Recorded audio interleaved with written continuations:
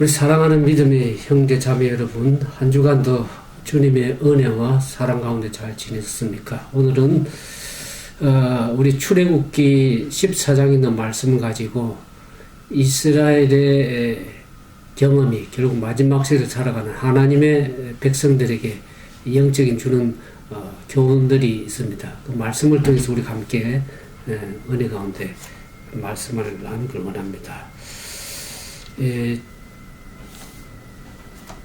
수세기 전에 아브라함에게 하나님께서 이상 가운데 이스라엘 백성들이 출애굽하는 그 400년의 기간이 차게 되면 하나님께서 그들을 인도해 내시겠다고 하는 그 예언이 수세기 전에 아브라함에게 나타났는데 그 말씀의 예언이 성취가 되는 400년의 기간이 참으로 인해서 성취되는 일이 있었습니다. 창세기 15장 13절부터 14절의 말씀을 봉독합니다. 여호와께서 아브라함에게 이르시되 너는 정령이 하라 내 자손이 이방에서 객이 되어 그들을 섬기겠고 그들은 400년 동안 내 자손을 괴롭게 하리니 그 섬기는 나라를 내가 징치할지며 그 후에 내 자손이 큰 재물을 이끌고 나오리라. 이 아브라함이 하신 그 말씀이 결국 400년 후에 정확하게 430년 후에 하나님의 말씀이 이 성취가 되는 모습을 보게 됩니다.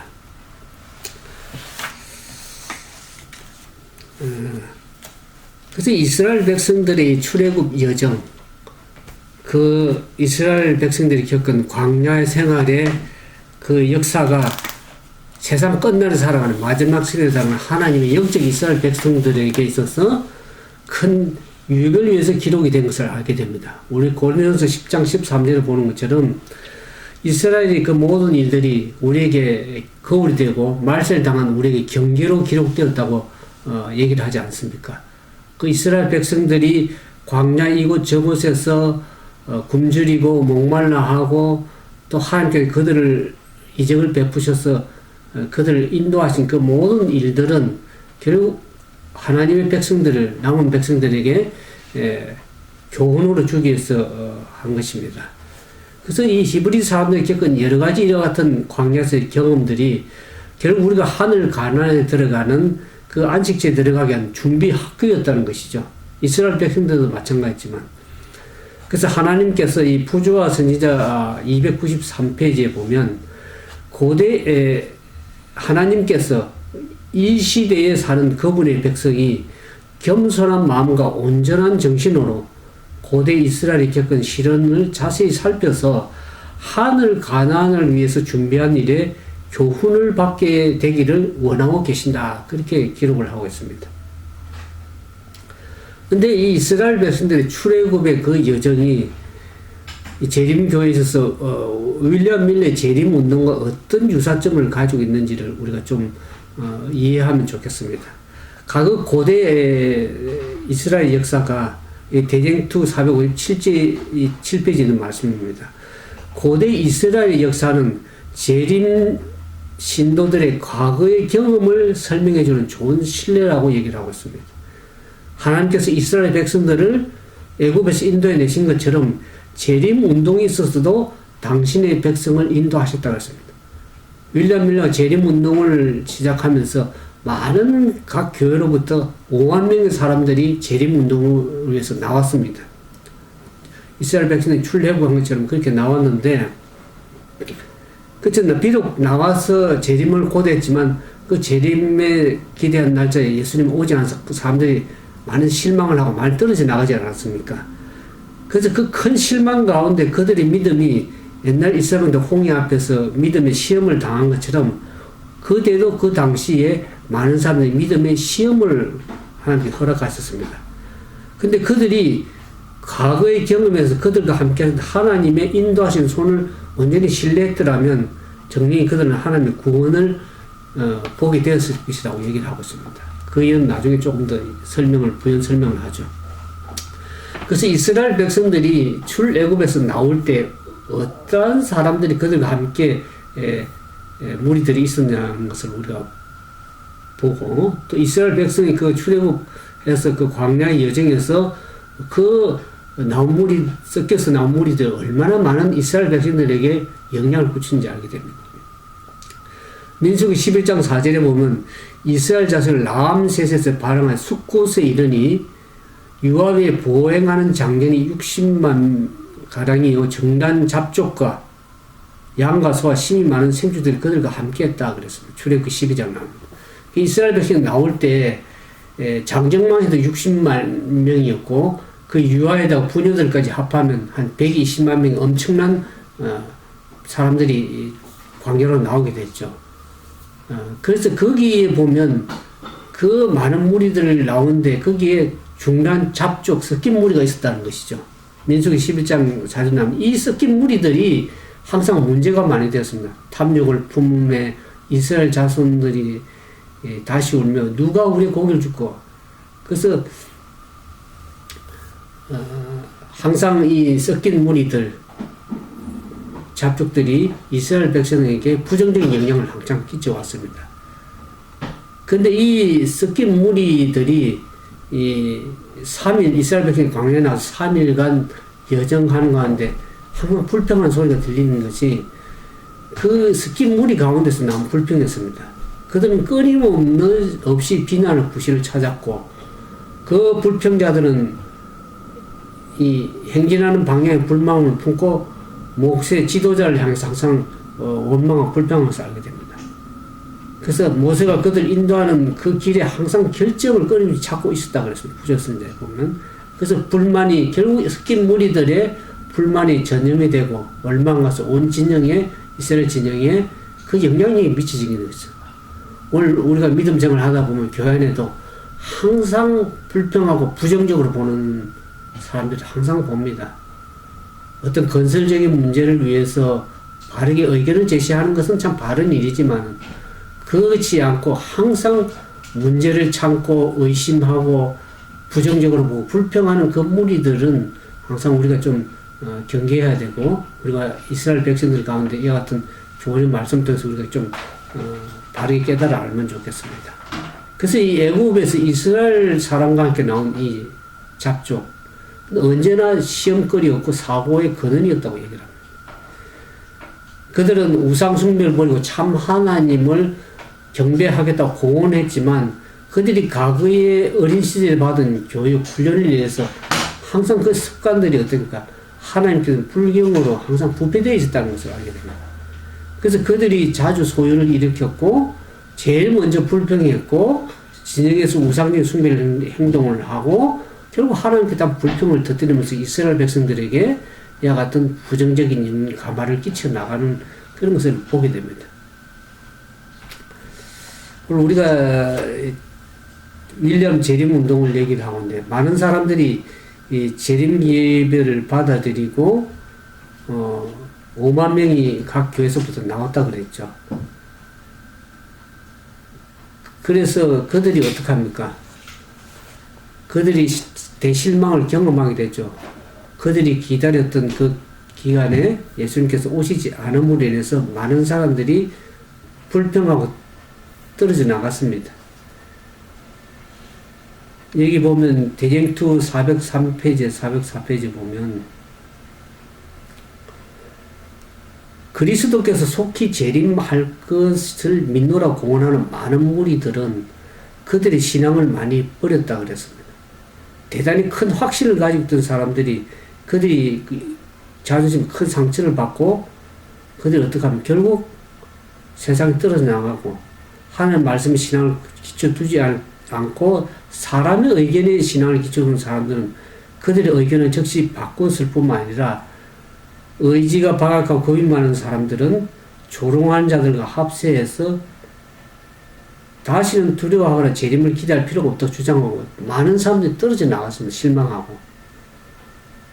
시기는 경과에서는 그리스도께서 오시지 않음으로 인해서 사람들이 많이 물러간. 그래서 대실망 이후에 셋째 천사의 기별을 받아들이고 믿음으로 전진했던 사람들은 결국 그 소수였다는 것을 알게 됩니다. 그렇게 실망을 경험하게 한 것이 하나님의 섭리였습니다. 그들이 많은 사람들이 이스라엘 백성처럼 중단 사람들, 이스라엘 백성들이 나올 때 중단 잡수들 섞여 나와서 그것을 구분해야 될 필요가 있었습니다. 하나님께서 섭리로. 그래서 많은 무리들이 실망하고 떨어져 나가도록 하나님께서 허락을 하신 것입니다.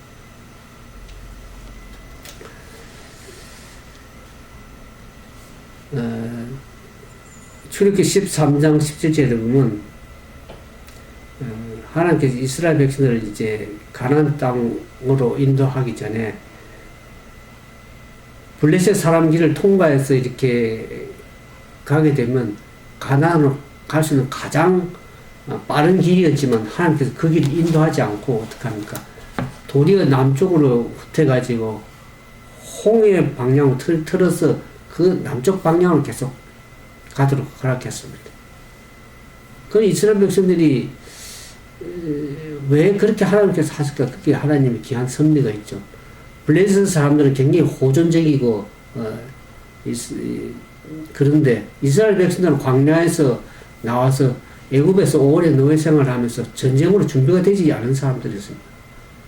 그래서 그 블레셋 사람 길로 통과하다 보면 블레셋 사람들이 결국 이스라엘 백성들 전쟁을 행할 것이고 그들이 애굽의 노예에서 나온 주인으로 도망쳐 나온 그러한 노예라는 것을 생각하고 전쟁을 했었을 겁니다. 그러다 보면 이스라엘 백성들이 전쟁에 준비가 안 된 상황에서 그것을 보고 낙담하고 자질하고 겁먹어서 어떻게 하면 오히려 돌이켜서 애굽을 다시 돌아갈 것을 하나님께 염려하셨습니다. 그것이 하나님의 긍휼의 은혜죠. 그래서 하나님께서는 블레셋 사람들을 가지 아니하고 남쪽으로 홍해 길로 틀어서 그렇게 오셨습니다. 그래서 이스라엘에서 한 번도 가보지 않은 그 광야에서 하나님께서 모든 여행을 인도하셨습니다. 하나님의 섭리로 하나님이 직접 진두지휘하신 것이죠. 낮에는 구름 기둥으로 밤에는 불 기둥으로 그들이 머물러야 될 장소에는 구름 기둥이 머물러 그 위에 진위에 머물러 있었고 그들이 다시 출발해서 광야를 전진할 적에는 하나님 구름이 떠올라서 그 백성들을 갈 길을 인도하신 것을 알게 됩니다. 그래서 하나님께서 애굽에서 출발한 이스라엘 백성들이 구름 기둥과 불 기둥 인도함을 따라서 어디까지 가게 됩니까? 이 광야를 질러서 에담의 그 광야 끝이 있는 그 에담에 머무른 후에 그 에담에서 다시 출발해서 해변가 비하하롯이라는 것이 도착하게 됐습니다. 그 비하하롯에는 홍해가 있는 곳이죠. 홍해 바다가 있는 그곳으로 하나님께서 인도하셨습니다. 근데 그곳에서 어떻습니까? 그 백성들이 그 비하하롯이라는 곳에 홍해 앞에 머물렀을 때 나중에 그들이 경험한 이스라엘 백성들에게 축의 경우는 그 애굽의 군대들이 있습니다. 앞에는 홍해 바다가 열려있고 뒤에는 산으로 가로막혀 있고 애굽 군세가 축이 겨울 때 이스라엘 백성들이 낙담하게 됐습니다. 절망하되 모세를 향해서 지도를 향해서 원망하기 시작했습니다. 아니 애굽에 매장지가 없어서 우리 이곳으로 인도해서 죽게 하느냐고 모세에 대해서 원망하고 불평했습니다. 어떤 사람들은 여호와께 부르짖기도 했지만 그렇게 원망하고 하는 불평하는 백성들이 나오기 시작합니다. 그런 상황에서 진짜 절체절명의 위기죠. 앞으로 나아갈 수도 없고 뒤로 물러갈 수도 없는 그래서 전적인 하나님의 구원의 역사가 아니고는 거기서 구원을 받을 수 없는 그런 절체 상황으로 왜 하나님께서 몰고 가십니까? 좀 애굽에서 출애굽했으면 아주 평탄한 길로 쉽게 하늘 가나안에 들어가게 하기 위해인데 왜 이렇게 험난한 길 위기 가운데 몰고 가십니까? 오늘 우리 신앙생활에서 하나님께서 우리에게 때로는 위기 가운데 몰고 가십니다. 이스라엘 백성들의 영적인 그 교훈 가운데 보면 오늘날 맞이할 때 하나님의 백성들이 겪을 교훈이 있습니다. 배워야 될 교훈이 있습니다. 이 백성들이 참으로 모세를 원망하고 불평하는 것을 모세가 굉장히 백성들이 믿음 없음을 염려했습니다. 부조와 선지자 284페이지 보면 하나님께서 그들 위해서 당신의 능력을 나타내면서 여러 번 목격함에도 불구하고 모세는 그의 백성들이 하나님께서 믿음을 나타내지 않음을 보고 크게 걱정했다고 했습니다. 하나님께서 그런 많은 그 만나를 먹이시고 구름 기둥과 불 기둥으로 저들 인도하시는 그런 놀라운 그런 하나님의 능력을 목격하고 있음에도 불구하고 그들은 문제가 생기면 항상 어떻게 합니까? 믿음을 나타내기보다는 불신을 가지고 하나님의 지도자에게 원망하는 것을 보게 되죠.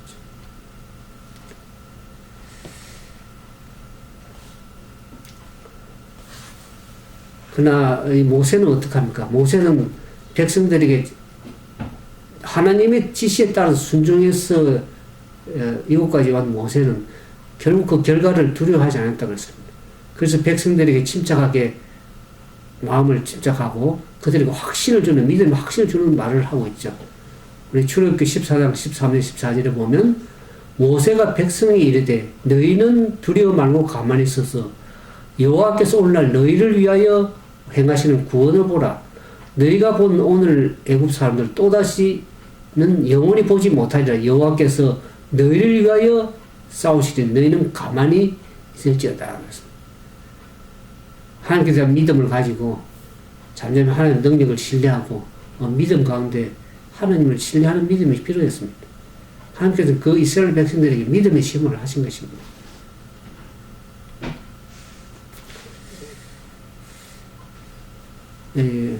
이스라엘 백성의 목전에서 하나님께서 그와 같은 절체절명의 위기에서 하나님의 능력이 아니면 절대로 구원할 수 없는 그 위기 가운데에서 하나님께서 어떤 이적을 행했습니까? 하나님께서 어떤 능력을 행사했습니까?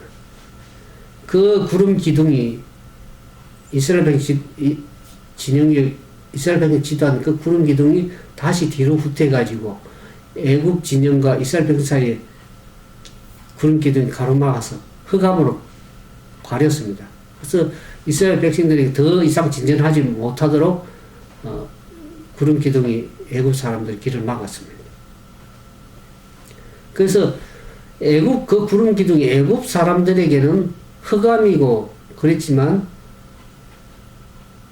오히려 이스라엘 백성들에게는 그것이 하나의 광명으로 빛으로 나타나서 어둠 가운데서도 그 큰 빛이 히브리 사람의 큰 빛이 되어서 온 진영을 비춰서 그 홍해 바다를 건너갈 수 있는 비추는 빛이 되었습니다.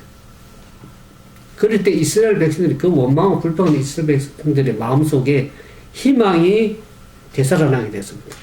하나님께서 모세를 통해서 지팡이를 들어서 바다를 가르게 했죠. 그래서 많은 이스라엘 백성들이 그 홍해를 육지처럼 건너게 했습니다. 바다를 통하게 했습니다.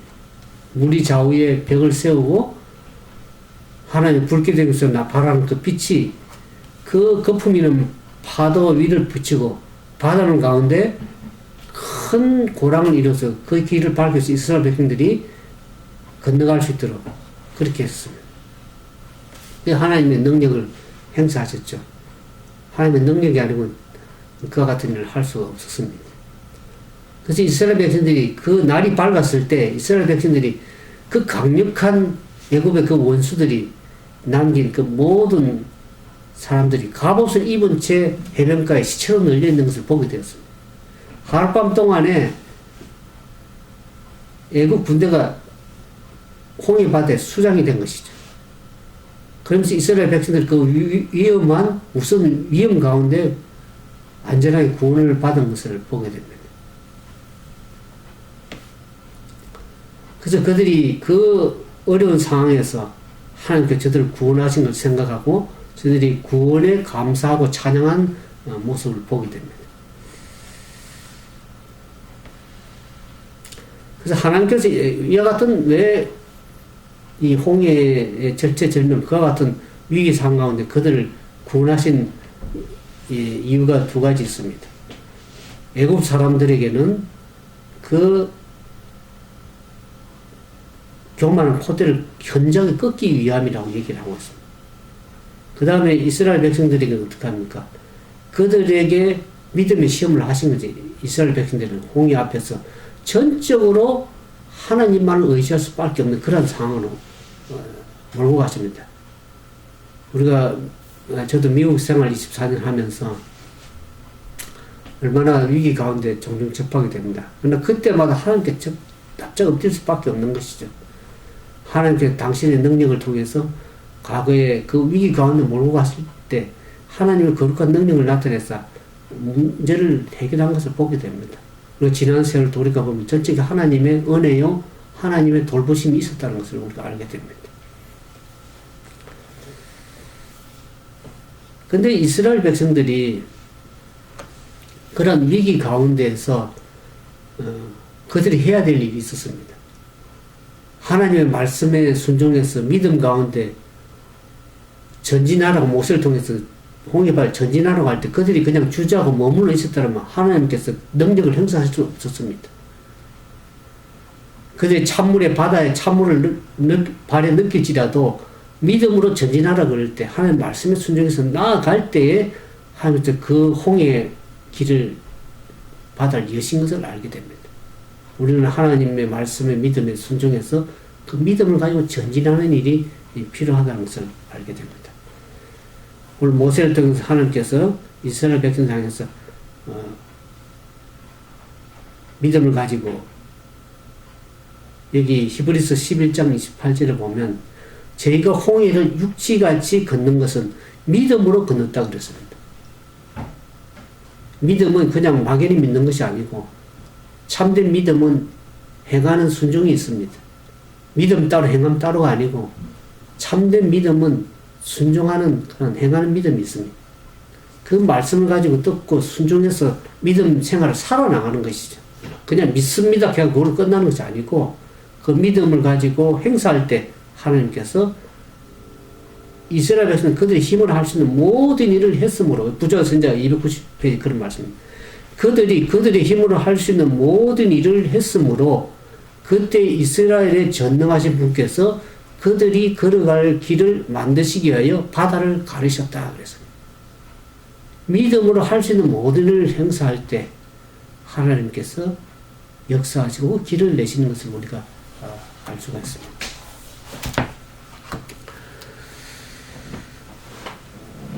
오늘 말씀에 보면 홍해를 믿음으로 걷는 이스라엘 백성의 역사에서 오늘날 하나님 백성들이 배울 교훈이 상당히 많습니다. 오늘 우리가 하늘을 가는 여정길에서 우리도 어떻게 이 이스라엘 백성들의 경험을 우리의 영적 생활에 적용할 수가 있겠습니까? 여기 부자선자 290페이지 그런 말씀입니다. 이 이야기가 가르치는 큰 교훈은 모든 시대를 위한 것이다. 가끔 그리스도인의 생애는 위험에 둘러싸이고 의무를 수행하기 어려운 것처럼 보인다. 앞에는 절박한 파멸이 있고 뒤에는 속박이나 죽음이 있는 것처럼 생각된다. 그러나 하나님의 음성은 앞으로 나가라고 분명하게 말씀하신다. 우리는 비록 우리의 눈으로 어둠을 깨뜨려 볼 수 없고 우리의 발이 찬 물결을 느낄지라도 이 명령을 순종해야 한다. 우리의 전진을 가로막는 장애물은 망설이고 의심하는 사람들 앞에서는 결단코 사라지지 않을 것이다. 모든 불확실한 그림자가 사라지고 실패나 패배의 위험이 없어질 때까지 순종을 미루는 자들은 결코 순종하지 못할 것이다. 불신은, 여기가 참 중요한 말이죠. 불신은 장애물들이 제거되고 우리의 길을 똑똑히 볼 때까지 기다리자고 속삭이나 신앙은 용기 있게 모든 것을 바라고 모든 것을 믿고 앞으로 전진하라고 촉구한다고 부자선자 290페이지에 나왔습니다. 하나님의 말씀을 순종치 않고 머뭇거리고 할 때는 장애물이 절대 제거되지 않습니다. 그것은 하나님의 말씀에 대한 불신입니다. 신앙이 아니고 불신입니다. 하나님의 말씀을 믿지 않고 전진하지 못하는 것은 불신입니다. 우리는 그것은 모든 것이 다 제거가 되고 안전해서 전진하는 것이 아니고 하나님께 대한 믿음을 가지고 말씀에 순종해서 나갈 때 하나님께서 이를 역사하신다는 것을 보면서 우리는 이 말씀을 생각하면서 우리의 믿음에 순종할 때 그 순종에 따르는 축복을 받을 수 있다고 사도 바울은 얘기를 하고 있습니다. 하나님의 역사로 홍해가 갈라진 것처럼 하나님의 백성들에게 율법이 요구하는 온전한 품성을 어떻게 이루어 나갈 것인가 하는 것을 보면 사실 이스라엘 백성들이 홍해에서 믿음으로 건너서 구원을 받은 것은 하나님의 은혜로 말미암는 믿음으로 말미암는 구원이었습니다. 하나님의 은혜였습니다. 그리고 예배소 2장 8절에도 보면 너희가 그 은혜를 인하여 믿음으로 말미암아 구원을 얻었나니 이것은 너희에게 난 것이 아니고 하나님의 선물이라 하십니다. 구원은 전적인 하나님의 선물이요. 이스라엘 백성이 홍해에서 걷는 것은 자기 힘으로 걷는 것이 아니고 전적인 하나님의 은혜요, 구원이요, 선물이라는 하나님의 선물인 것을 알게 됩니다. 그래서 그 율법의 요구를 어떻게 이룰 것인가 로마서에 나왔지만 그 어려운 생애를 율법은 사람들에게 요구하지만 인간은 그 요구에 미칠 수가 없습니다. 그래서 그 율법의 요구를 충족시키기 위해서 예수 그리스도께 지상에 오셔서 온전한 생애를 거룩한 생애를 가지고 완전한 품성을 개발시켰습니다. 그래서 믿음을 가지고 예수 그리스도를 믿음으로 받아들인 자들에게 하나님께 따른 그들에게 값없이 선물로 주십니다. 하나님 백성들에게 죄를 용서하실 뿐만 아니라 그리스도께서 하나님의 속성을 사람들에게 불어넣으셔서 인간의 품성이 거룩하지 않은 하나님의 품성을 다 형성할 수 있도록 영적인 힘과 아름다움이 있는 훌륭한 건물이 되게 하신다. 그리하여 바로 이 율법의 의가 그리스도를 믿는 자에게 성취가 된다고 시대서문 762편에 나왔습니다. 예수를 믿음으로 따라 나가게 되면 그분이 주시는 그리스도의 의로 말미암아서 우리가 율법의 의를 이룰 수 있다고 얘기를 하고 있습니다. 그분께 주시는 능력으로 말미암아서 우리가 우리의 품성도 그리스도의 주시는 의로 말미암아서 하나님의 거룩한 품질 우리 속의 역사에서 아름다운 품성을 이룰 수 있다고 얘기를 하고 있습니다. 이제 마지막으로 이제 우리가 좀 살펴보고자 하는 것은 대전초 457편의 말씀이 이 고대 이스라엘 역사의 마지막 시대를 사는 하나님의 남은 백성인 재림 신도들의 과거의 경험과 그걸 통해서 우리가 배워야 될 교훈이 있기 때문에 마지막으로 정리를 해드립니다. 고대 이스라엘의 역사는 재림 신도들의 과거의 경험을 설명해주는 좋은 신뢰가 된다. 하나님께서 이스라엘 백성들을 애굽에 인도해 내신 것처럼 재림 운동이 있어서도 당신의 백성을 인도하셨다고 합니다. 많은 백성들이 5만 명이나 되는 신도들이 각 교회에서부터 재림 운동을 통해서 나왔습니다. 근데 그들이 큰 실망 가운데 그들이 믿으면 옛날 홍해에서 이스라엘 백성들이 시험 당한 것처럼 과거에 그 백성들이 시험을 당했죠. 그래서 많은 사람들이 실망당하고 떨어져 나갔지만 끝까지 하나님의 말씀 믿고 전쟁하는 사람들 어떻습니까? 여기 과거의 경험에 그들과 함께 하셨던 하나님의 인도하시는 손을 신뢰했더라면 그들은 정녕 하나님의 구원을 보게 되었을 것이다. 1844년의 운동에 일치 협력하여 활동했던 사람들이 셋째 천사의 기별을 받아들이고 성령의 능력으로 그 기별을 전파하였을 것 같으면 하나님께서는 그들의 노력을 통하여 크게 역사하실 것이라고 얘기했습니다. 근데 많은 사람들이 떨어져 나갔죠. 빛이 흘러나와서 온 세계를 환하게 비쳤을 것이다. 그렇게 되었더라면 벌써 열애 전에 지상 거민들에 대한 경고는 끝나고 마지막 사업은 완성되고 그리스도께서는 당신의 백성을 구속하시려 이 세상에 오셨을 것이라고 얘기를 하고 있습니다.